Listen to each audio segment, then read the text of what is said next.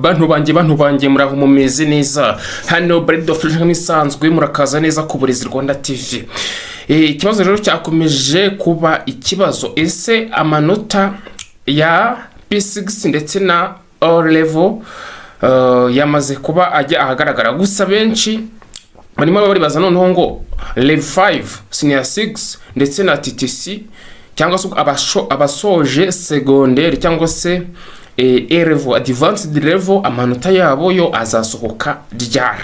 Nkuko nababwiye ngo hano ku muyoboro wanyu Uburezi Rwanda TV amakuru yose aziye ku gihe tuyabagezaho. Ahangaha hari ibintu mugomba kuva mu rujijo. Ubwashize twakoze prediction turavugira ngo amanota ya P6 ndetse na senior 3 yasohotse tariki 18 z'ukwezi kwa 8 2025. None kuri inshuro 2026 yasohotse tariki 20 z'ukwezi kwa 8. Birumvikana ko barengejeho iminsi 2. None ushaka kwibaza ngo none aya senior 6 yo arasohoka ryari. Gusa ndagira nkubwire ngo rero bwambigeze kuri YouTube channel muntu wanjye, kandi like, subscribe, ufungurize gira tujye tubana igihe cyose, share uze kuyikora nyuma a video irangiye ubonye hari umusaruro iguhaye. Mbere na mbere hari ikintu ugomba kubanza kwitondera. Imbuga zonyine zemewe gutangaza amakuru nk'aya ni iki kigo cy'igihugu gishinzwe ibizamini n'ubugenzuzi NESA Rwanda.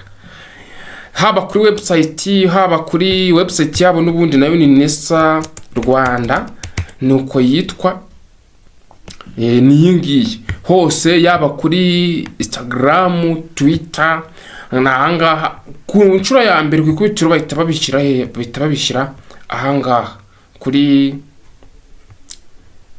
ntuza hano kuri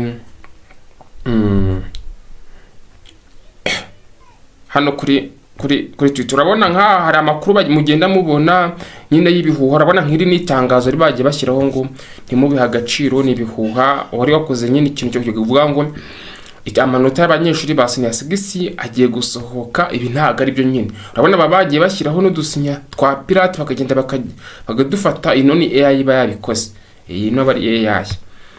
Ariko nyine ubwo tugenekereje dukoze nka prediction, kubwo umwaka ushije amanota yari yasohotse ku itariki ya mbere. Kandebe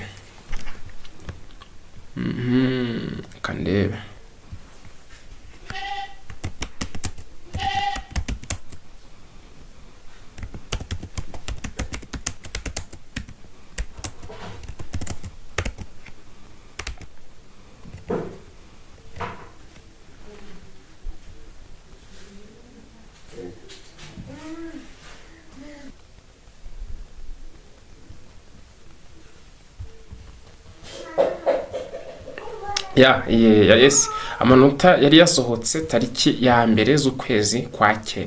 Ubu ugenekereje muri uko kwa 9 tugiye kujyamo none kwa 2026, amanota yaba yagasohotse tariki ya mbere z'ukwa 9, ubwo haba ari kuwa 2. Ubwo hiyongeyeho nk'iminsi 2 yaba ari kuwa 4. Unasubije amaso inyuma wasanga ku itariki 20 yari kuwa 4.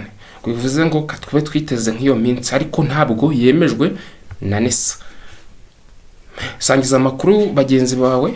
Bye bye rero, kandi God bless you.